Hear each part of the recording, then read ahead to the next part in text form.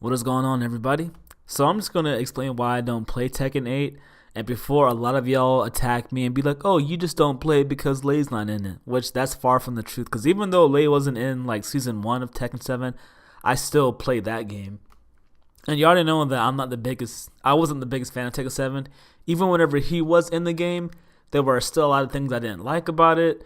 And to be honest, the main reason why I stuck with the game so long is because I was just streaming it and I enjoyed talking to like people who I considered friends and fans, and I just liked being part of the community. But I pretty much left the fighting game community just because I just got tired of just some of the stuff that was going on, just dudes being toxic, and then just the whole online thing is just kind of annoying, and I stepped away from that.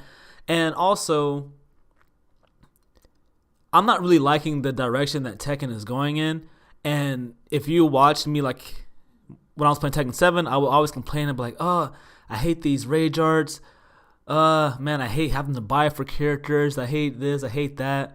And Tekken 8, for me, like, when the game first came out, I was like, "Oh my goodness, this is like fresh air. This game is so fun." But then later, I guess the novelty of it being new started to wear off, right?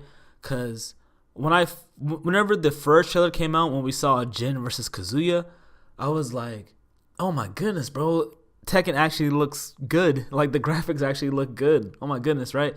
This was before they like showed like the heat system and the heat engagers, and I remember feeling kind of weird about that when I first saw them, because I was like, "What's this weird little dash thing? And what the heck is heat?"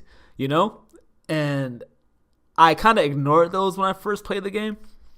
But then the more I kept playing it, I was like, "Oh, I hate this." Because, like, there's just too much stuff going on the screen, man. Like, when you go into heat, right?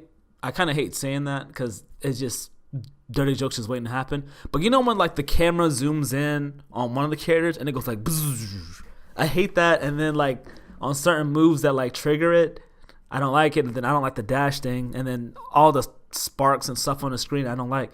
So the reason why I say I don't like the direction it's going in is because what I've liked about games like Tekken and Soul Calibur was that they didn't have all these like special moves and all this crazy visual stuff. It was just like simple, like complex but more simple. Like, for example, think about the ways that Soul Calibur 2 and like Tekken, pretty much like Tekken 3 to Tekken 5 played, And I guess you could say 6 and Tag 2 because those games just added like the combo extenders such as Bound, but the visuals weren't really going crazy and there wasn't like really any super moves.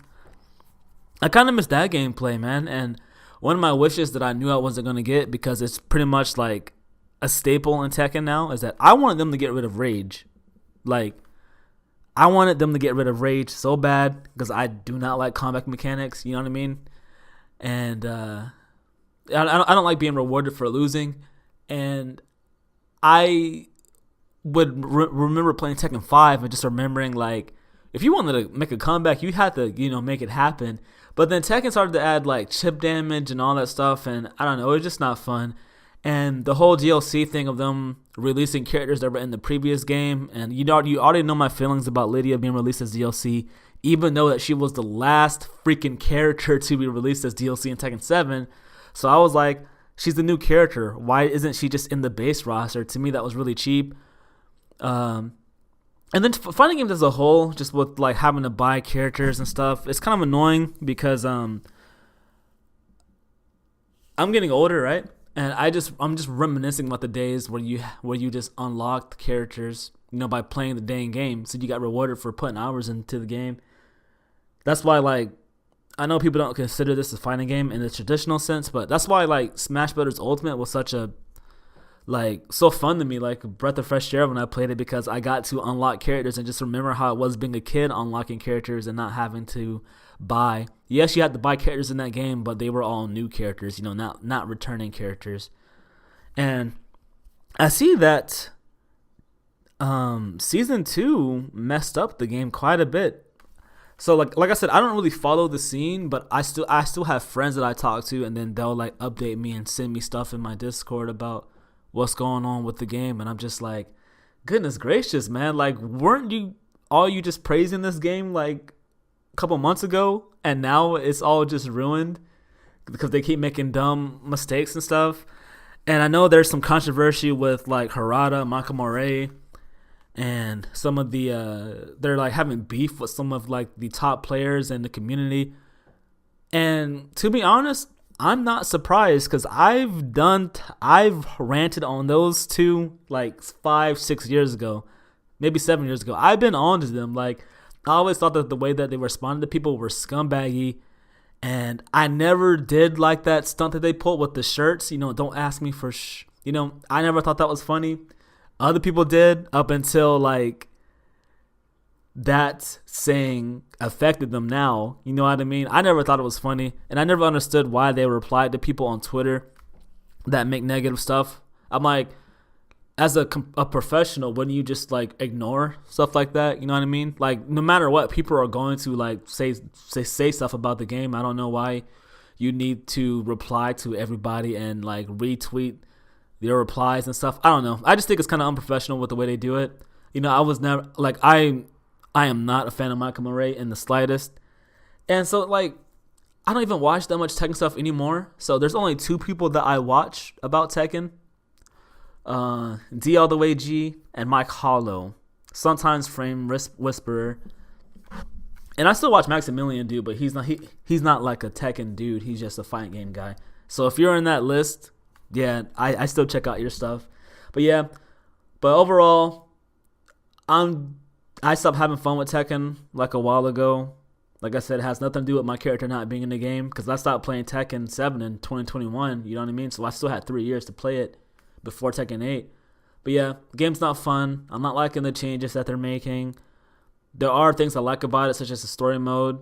Yeah, I know. I actually like the story mode up until, Heihachi got revived. Not revived, but Heihachi didn't die, and that just took me out of it completely, which I don't care anymore. The music is okay. Graphics are good, other than the just extraordinary stuff that happens. Stages are cool, big, and I'm happy that they finally updated the voices on the characters, and that they actually gave the characters more of a personality, because I thought that for a while Tekken personalities, at least in game, were kind of bland, and now they made them more expressive, so that's cool. But overall, I just don't play it. Last time I played this game was in June 23rd, and I probably won't even have the energy to use the game as the background for this video. I might just show you old gameplays of games that I actually prefer. So yeah, that's all I gotta say. I don't know if you share the same thoughts as me, or you think I'm just, I don't know. I just stick to the old stuff now. No sense in playing the new thing and then complaining about it all the time, right? So therefore, I stick to what I like. All right, see ya.